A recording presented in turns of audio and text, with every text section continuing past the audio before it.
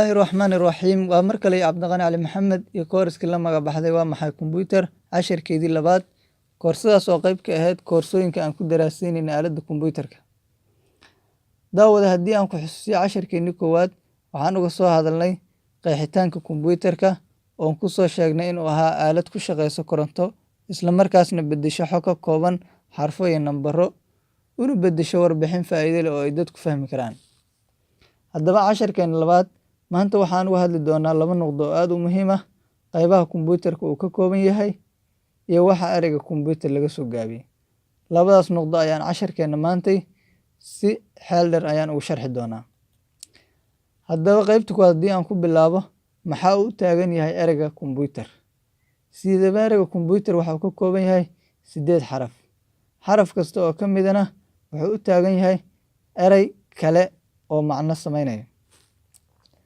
Xarafka C wuxuu u taagan yahay common, xarafka O na wuxuu u taagan yahay operating, xarafka M na wuxuu u taagan yahay machine, xarafka B na wuxuu u taagan yahay particular, xarafka U na wuxuu u taagan yahay used for, ereyga T na wuxuu u taagan yahay trade, ereyga E na education, ereyga R na research. Ereyadaas haddii la isku geeyo sameynayaan macno guud oo faa'iido leh oo ah common operating machine waa mashiin si guud horta u howlgala, particularly used for si qaasana loogu adeegsado, trade ganacsiga, education waxbarashada, and research cilmi baarista. Haddaba dad kale ayaa sidaas ka duwan qaba oo waxay leeyihiin meesha common compound ayaa laga wadaa compound macnuhuna waxba isbedeli maayaan oo waa sidiisii.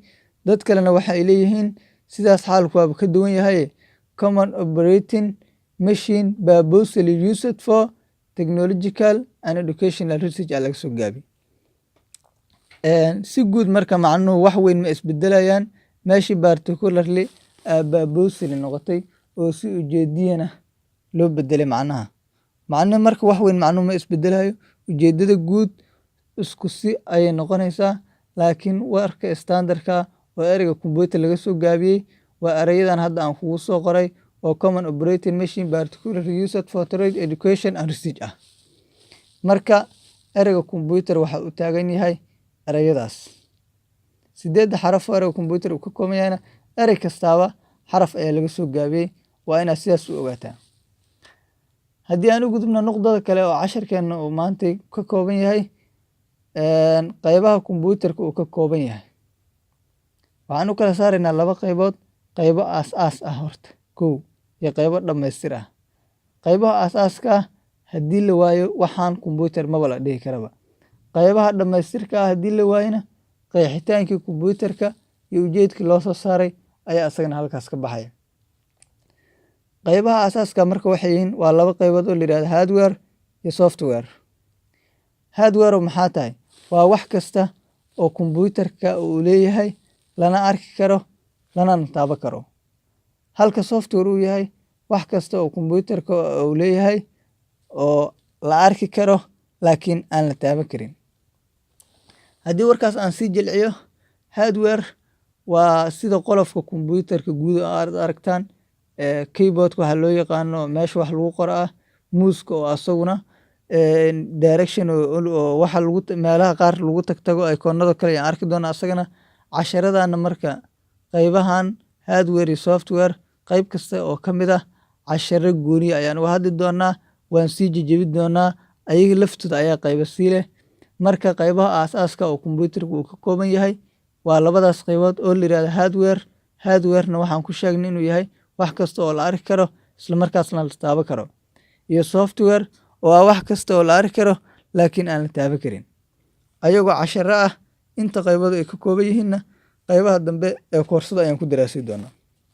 Waxaan u gudbaa marka qaybaha dhammaystirka ah.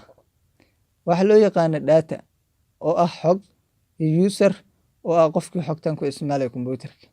Labadaas qayboodna markii kale oo la helo waxaa dhammaystirmay qeexitaanka kombuyuutarka aan ku soo sheegnay oo ahaa in la geliyo xog isla markaasna uu bedelo warbixin la fahmi karo oo faa'iido leh. Marka xogtii la gelinayo in la helo waa muhiim, qofkii xogta gelinahaana in la helo waa muhiim si qeexitaanka kombuyuutarka aan ku soo sheegnay uu dhammaystirmo. Haddaba marka intaasoo dhan haddii wax yar ay kaga jiraan waxaan ku tusaa graph ama image aad ku fahmi karto intaasoo dhan conceptigaas aan soo arurinay. waxaa la horta kow qaybaha asaaska ah computerka hardware oo ah computerka qolofkiisii, keyboardkii lagu isticmaali lahay, muuskii computerka lagu hagi lahay, printerkii hadduu ahaa lahay wax lagu daabici lahay. waxaa kaloo la helay softwarekii oo ah windowskii computerkan soo kicinayay, powerpointii wax lagu diyaarsanayay isagana sida hortada kaa muuqata haddii aad arki karto. waxaa kaloo la helay user oo ah qofkii isticmaalahay, waa kana waa ninkan. waxaa kaloo la helay dhaatadii oo xogtan lagu isticmaalay, waa taasaa horta kaaga muuqata shaashadda oo ninkan wax ayuu ku qoranaya computerka. saaxiib waad ku mahadsantahay daawashada cashirkan. la soco qaybaha kale ee casharada iyo waxyaabaha ka baxa janaalka teknolojiyadda iyo talo bixinta ee Lajaan online. koorsadu markasta casharba casharka ka dambeeya waa uu kasii faa'iido badan doonaa. waxaan idin rajeynayaa guul dhammaan asxaabta ku xiran janaalka teknolojiyadda iyo talo bixinta. kulan dambe oo xiiso leh